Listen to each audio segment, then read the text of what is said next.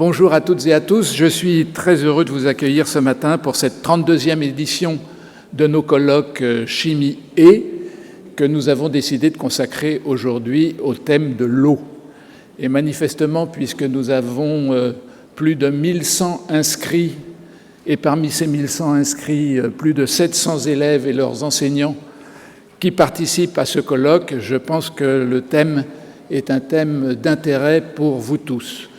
Avant de vous décrire le programme de la journée, je voudrais commencer par remercier très vivement Danielle Olivier, notre vice-présidente, qui est la cheville ouvrière de ces colloques depuis leur création il y a maintenant pas encore 20 ans, mais bientôt, et également Pascale Bridou-Buffet, qui n'est pas dans la salle, je pense, parce qu'elle est encore à l'accueil pour recevoir les derniers arrivants et qui a fait un travail tout à fait remarquable pour l'organisation de cette journée.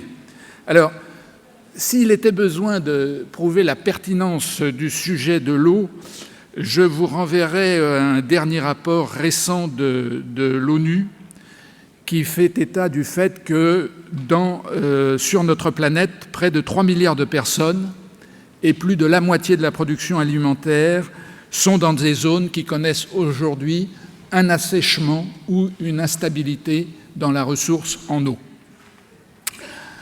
La France a conscience de l'enjeu et elle a mis sur pied un programme national de recherche qui s'appelle One Water et qui associe le CNRS, le BRGM et l'INRAE. Et ce programme vous sera présenté lors de la conférence de clôture. Comme vous le savez, nous commençons toujours la journée par deux conférences plénières qui ont pour objet d'introduire le sujet et de planter le décor. Pour la première conférence plénière, Madame Marie-Hélène Aubert, qui est inspectrice générale honoraire de l'administration de l'environnement et du développement durable, ancienne parlementaire, illustrera par des exemples pourquoi l'eau est l'un des objectifs majeurs de développement durable de l'agenda 2030 adopté par l'Assemblée nationale des Nations unies en 2015, et elle présentera également l'importance de l'eau dans le rapport de mars 2024 des Nations unies pour la prospérité et la paix. La seconde conférence sera présentée par M. Bertrand Decharme, directeur au Centre de recherche météorologique de Toulouse, et il présentera le cycle continental de l'eau et la ressource mondiale associée. Il montrera l'importance et la diversité des sujets à comprendre, les défis qui sont associés compte tenu des éléments perturbateurs que sont le changement climatique et les activités humaines. Dans la deuxième partie de la matinée, nous aurons, comme traditionnellement, une table ronde industrielle qui sera consacrée aux actions mises en œuvre pour minimiser, d'une part, les consommations d'eau par les activités industrielles et, d'autre part, utiliser les eaux recyclées de façon plus efficiente. Alors, Patrick Clairet et Patrick Rinck, au nom de France Chimie, montreront comment réduire les prélèvements industriels pour préserver la ressource. Christelle Pagotto et Stanislas Pourradier-Dutheil exposeront les nouveaux procédés mis au point par Veolia pour recycler les eaux usées industrielles. Et un exemple concret de réutilisation d'eau industrielle dans l'industrie laitière sera présenté par Fabrice Le Teneur et Jérôme Montagnier. Jean-Baptiste Hubert, enfin, de Veolia, expliquera comment l'élargissement des nouvelles techniques d'osmose inverse, initialement utilisées pour le dessalement de l'eau de mer, sera appliqué au traitement des eaux usées pour permettre la production d'eau ultra pure. À 12 heures, nous procéderons à la remise du prix Franklin Lavoisier. Et le déjeuner vous sera servi à 13 heures. Je vous invite tous à regarder dans vos pochettes pour savoir vers quelle table vous devez vous orienter pour le déjeuner.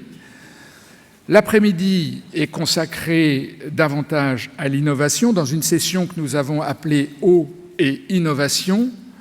Madame Cécile Miège de l'INRAE présentera les résultats de la recherche sur les micropolluants organiques toxiques à des concentrations très faibles. Laurent Moulin d'Eau de Paris exposera, lui, les apports et les avancées technologiques les apports de la biologie moléculaire pour répondre aux nouvelles préoccupations en matière de sécurité sanitaire. Thomas Thiebaud montrera qu'il est possible d'évaluer l'état de santé des populations à partir des analyses des eaux usées. Madame Flossmann présentera les différentes approches, les progrès, les limites et les risques présentés par les méthodes d'ensemencement des nuages. Et enfin, M. Alain Dupuis, directeur de la gestion des eaux souterraines au BRGM et également co-directeur du programme national One Water, nous exposera pourquoi ce programme est devenu essentiel au BRGM. La conférence de clôture sera prononcée par Mme Agathe Zen, directrice de recherche au CNRS, elle-même co-directrice du programme national One Water, et elle a choisi pour titre de sa conférence « L'eau, un bien commun, enjeux et perspectives ». Voilà le programme de cette journée. C'est un programme riche, dense. J'en profite pour demander aux différents intervenants de respecter scrupuleusement leur temps de parole, parce que sinon, nous ne parviendrons pas à tenir les délais. Comme vous le savez, et comme vous avez pu le voir dans le petit film qui est passé sur Médiachimie, ces conférences vont rapidement être mises en ligne après notre colloque, et vous tous et tous, en particulier lycéens, lycéennes et leurs enseignants, vous pourrez aller trouver ces interventions sur le site de Médiachimie, mais également sur le site de la Fondation de la Maison de la Chimie.